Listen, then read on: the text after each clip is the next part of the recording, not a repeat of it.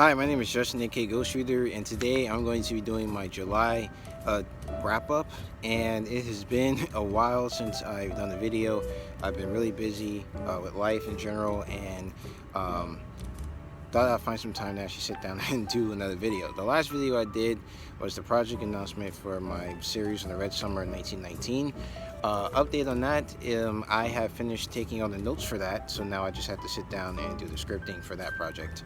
And so hopefully before the end of August I can have this video shot and then up for you guys. Also, I joined NetGalley this past month and started requesting books. So a lot of the books I've been reading have been from NetGalley. I didn't request a lot, but like what I thought would be a manageable number of books, because I do want to read and then kind of review all of them.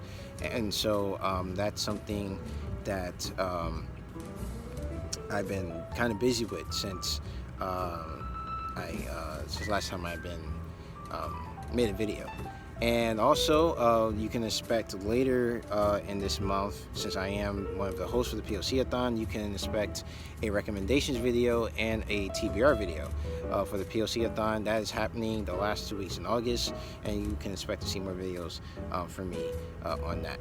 So with that out the way, let's talk about what I read in the month of July. So my first book that I read or want to talk about is The War on Normal People, The Truth About America's Disappearing Jobs and Why Universal Basic Income is Our Future by Andrew Yang.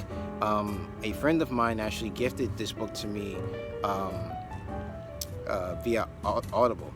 And you can actually gift one book to one person if it's like their first time. I think you only do it for like once to a person. So my friend gifted it to me, and it actually had been sitting in my TBR for a while, and I decided to read it.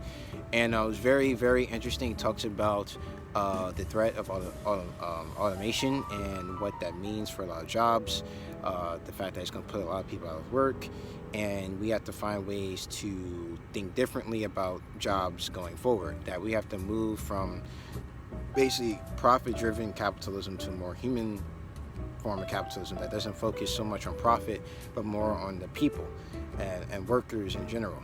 And he basically in this book talks about not only the dangers of automations but his solutions for it, things like the universal basic income. He talks about how you would fund that, and then other ideas for basically making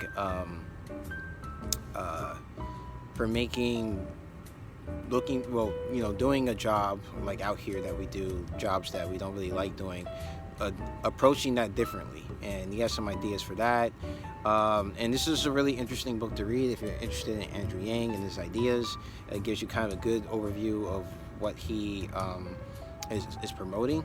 And so I would encourage you all, actually I would encourage everyone to read this book, because I think a lot of us we don't really think about automation as much as we probably should.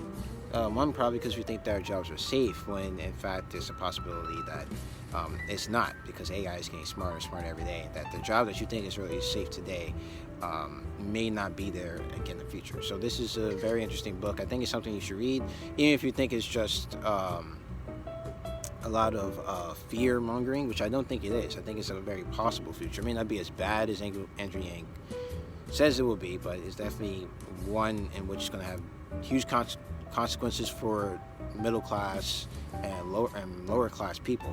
I think it's something that we should definitely look into and definitely start a conversation about.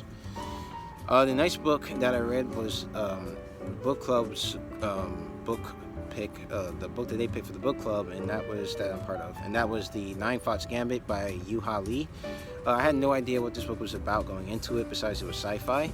And basically this is set in the future, where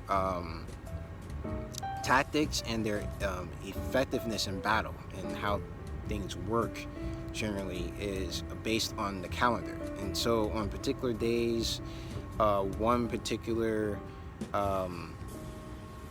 like formation may be better because of they're not really explained, but math basically is like the key to everything. It's kind of like the Force, like in Star Wars, except for in this universe, it's like math is the thing where you kind of hand wave and say like, okay, well, it works this way. So it's weird until you read it, and I admit that when I first read the first chapter and they were kind of just throws you in and starts saying how math and this whole calendar thing is being used, it kind of threw me off. But the story overall I felt was really good. It's basically about this young woman who's basically fighting in this war, and she is co-opted by really higher ups to fight this one particularly challenging battle that they need. But in order for her to do this, she needs to make the help of a general who is kind of like in a state of like, he's not dead, but he's kind of in the state of where like his body is kept in like something like cold storage, but his mind can be projected into the mind of others. And so this is what happens. She's projecting into her mind, and she's kind of has to get through the battle, to survive the battle, and also other political things going on with this guy in her mind, who is seen by most of everyone to be a mass murderer, which he is. So that created some interesting situations and an interesting story, and I actually really like the Ninefox Gambit, and I will be probably picking up the sequel because I think it's a part of a trilogy at some point. Then I read 3 books from NetGalley. So those were The Mosquito, A Human History of Our Deadliest Predator by Timothy C. Weingard, The Case Against Free Speech, The First Amendment, Fascism, and the Future of Dissent by P.E. Moskowitz. And the last one was Liberty and Death, Latin American Conflicts from 1900 to 1970 by Philip Gillette. And I will actually be reviewing each of these books individually, so I'm not going to talk about them here, but you can expect to see 3 videos in which I review each of these books in the coming month. I actually also wrote a written review for The Mosquito. I'm working on one for The Case Against Free Speech. We'll see how that goes. And I am 90%, actually I'm not finished with Liberty and Death, I'm 90% finished, but I basically have my ideas already formed for that. So you can expect videos for that, like for the Mosquito book around the 6th, because that's when it's published, around the 13th for The Case Against Free Speech, and for Liberty and Death around the 20th of August, because that's when that is published. So that is it for this TBR. That's what I read in the month of July. I started some other books too, like I'm halfway through Second Foundation by Isaac Asimov. I started another book called White Trash, about 400-year history of class in America, and another book I think called I'll place it like here so you can see.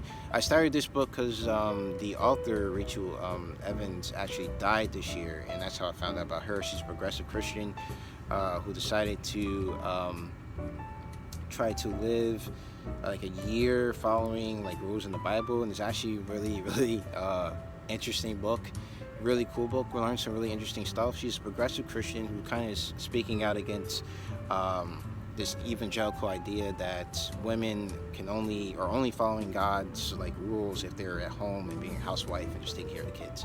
And she's kind of going against that in this book, but she is doing that by exploring what exploring like some of the rules that are in the Bible and kind of living. She takes some of them literally and some of them not so literally. So yeah, I'll talk about that when I finish reading it, if I finish reading it, because at this point I've been starting books and just kind of having them out there.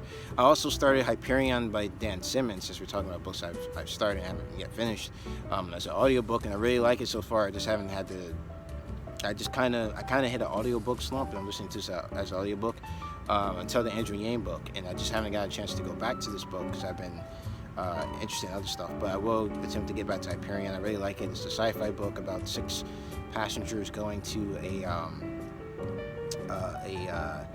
a planet called Hyperion, and each of them are telling their stories of why they're going back to this planet. And on this planet, you have to undertake a religious pilgrimage to, I forget exactly where, but on this planet they have something called the Shrike, which is basically this monster that is known for killing a lot of the pilgrims who go on this pilgrimage. So it's been really interesting so far. I got through the first 2 stories by 2 of the people in this book. So it's been great so far. I'm on the third one by the poet, and it's really good. So hopefully I get to finish this maybe in August. I'm not sure. I have so much stuff coming up in August and September, so I'm not sure when I'll finish this, but yeah.